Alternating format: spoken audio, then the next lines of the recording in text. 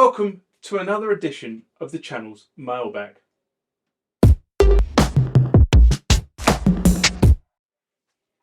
So what is Mailbag? Well, Mailbag is the part of the channel that you guys actually control.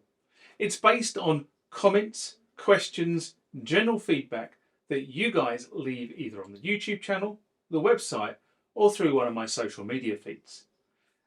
Mailbag contains what I think the answer is, what I think my view of the comment is, or sometimes, I just throw it out to the wider audience and say, what do you guys think?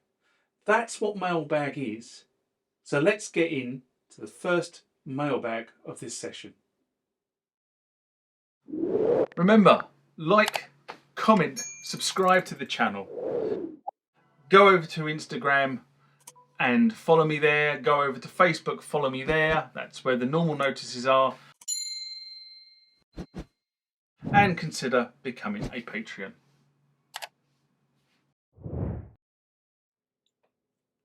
Next comment or question comes from Leonardo Music.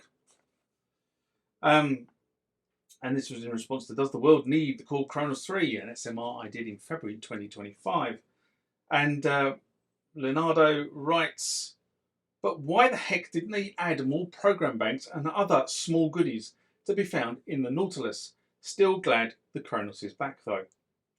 Now, I can't speak directly about the program banks because this was, I can speak directly about the program banks because this is actually covered in one of the videos from NAMM. And there is a software limitation on the Korg Kronos platform that causes it to restrict the number of program banks that are available. In terms of the Nautilus goodies, as you can tell at NAMM, they only demonstrated what was currently in the operating system at that point in time. And we know that the operating system was installed on a demonstration machine and that the operating system was still in development. The final version of the operating system wasn't ready for NAMM, therefore they didn't showcase it. They showcased a pre-release version. And some of the goodies included in the final version were probably unknown at that point in time. Obviously, the Kronos 3 has now been launched. It's starting to ship in the UK this month. So we'll start to find influencers, etc., and other people who get the Kronos 3 and start to uncover what is available. As I said, at NAMM, Korg made great pains to say this is a demonstration machine. It is not the final version. It's so they can actually have a headline at NAMM. I'm not sure it's coming across, but even though it's a blisteringly hot day in the UK today, there is a wind, and the wind is coming through the open doors of the Hobbit hut, and it's really quite nice. But whether you can hear the wind on things outside the Hobbit hut, I'm not sure.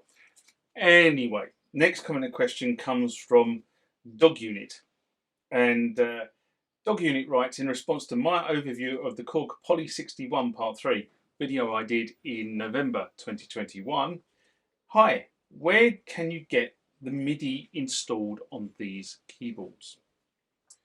So I thought I'd put this in because it's not really it's kind of one of those mailbag items that's really short. Now, for the early keyboards, a lot of the early keyboards came, if you were lucky, with a CV. So, or a gate, should I say, more a gate.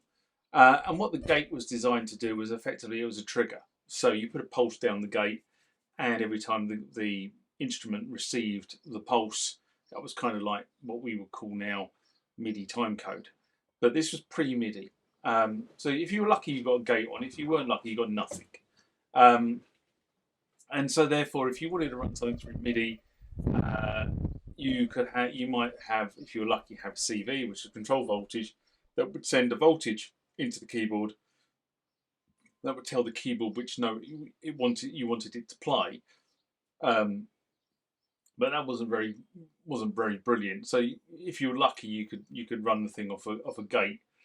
Things like the original 808 drum machine had a gate. So you basically, if you had an old keyboard, it was analog and you played it analog. You couldn't control it from your MIDI studio. But of course, as time went on, people started saying, well, I've got this keyboard and I want to be able to control it MIDI, but he hasn't got a MIDI socket on. So companies came to the market and started introducing retro MIDI kits. And for the Korg Poly 61, if I remember correctly, there were 3 companies that came to the market with retrofit MIDI kits. Those being Tubitech, Torntech, and Kenton. Now, I'm not sure whether Torntech and Tubitech are the same thing, or became the same thing, if I'm honest.